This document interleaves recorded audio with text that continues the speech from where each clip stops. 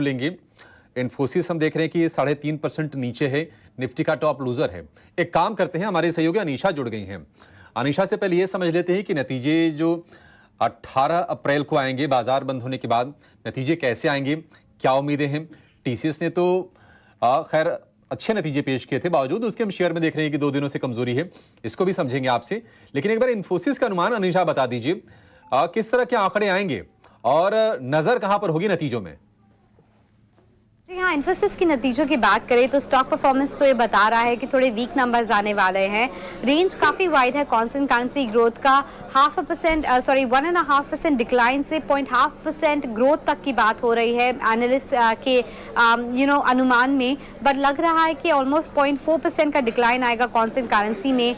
US revenue growth भी almost 0.5% से down रहेगा। रुपी रेवेन्यू भी 0.2% डाउन रहेगा। ऐसा ही स्ट्रीट मान के चल रही है।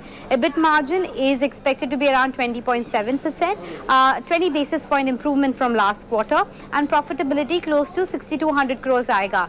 ये क्वार्टर सीजनली वीक रहता है इन्फोसिस के लिए, क्योंकि पास थ्रू रेवेन्यू नहीं होते, थर्ड पार्टी रेवेन्यू नहीं होता, एंड जो टीसीएस ने भी हमें ये बोला है कि डिस्क्रिशनरी डिमांड का अपटिक नहीं आया है, उसका भी इम्पैक्ट आएगा इन्फोसिस के नंबर में, and that's why top line growth weak रहेगा।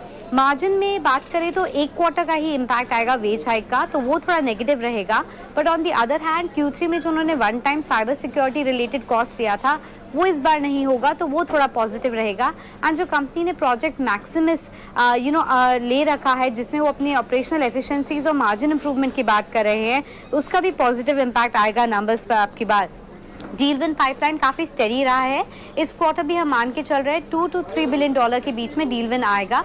But most important thing to watch out for will be the FY25 guidance.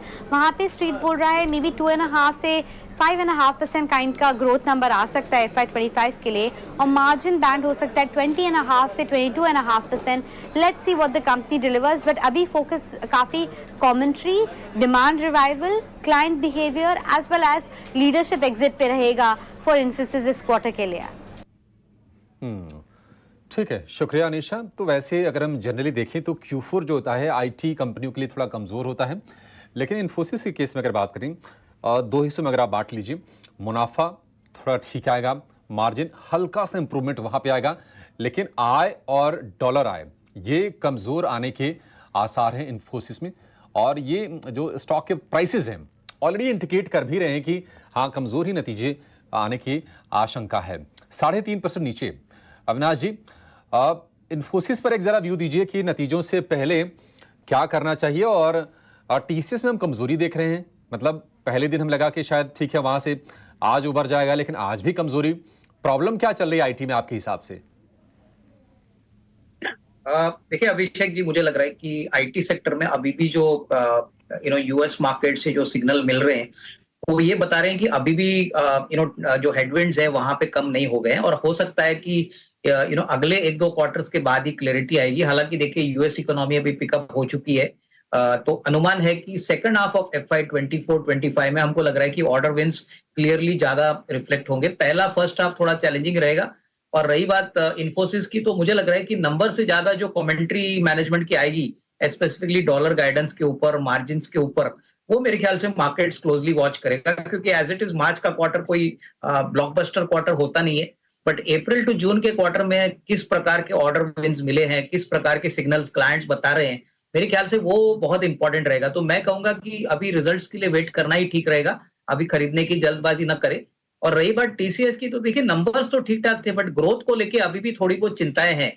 और जब तक ग्रोथ वापस आता नहीं है, मार्केट ऐसे स्टॉक्स को कोई बड़ा रीरेटिंग या कोई बड़ा पी मल्टीपल देगा नहीं, क्योंकि इनके पास सबसे बड़ी दिक्कत यही है कि बेस बड़ा है और ग्रोथ अभी मेरे ख्याल से सिंगल डिजिट ही है। जब तक ग्रोथ डबल डिजिट नहीं आता है और अर्निंग्स ग्रोथ बढ़ती नहीं है, ऑर्डर बिना आते नहीं है बड़े मात्रा में, तब तक ये ज्यादातर साइड में रहेंगे। के पास है वो टीसीएस होल्ड करे, बट फ्रेश खरीदारी करने की राय नहीं है। तो आईटी सेक्टर में थोड़ा सा हमको लग रहा है कि शायद अंडर परफॉर्मेंस ही देखने को मिलेगा। इतनी जल्दी रिकवरी आएगी नहीं, पॉसिबली सितंबर के बाद आपको अच्छी रिकवरी आने की उम्मीद है। ठीक है, इस बार क्वार्टर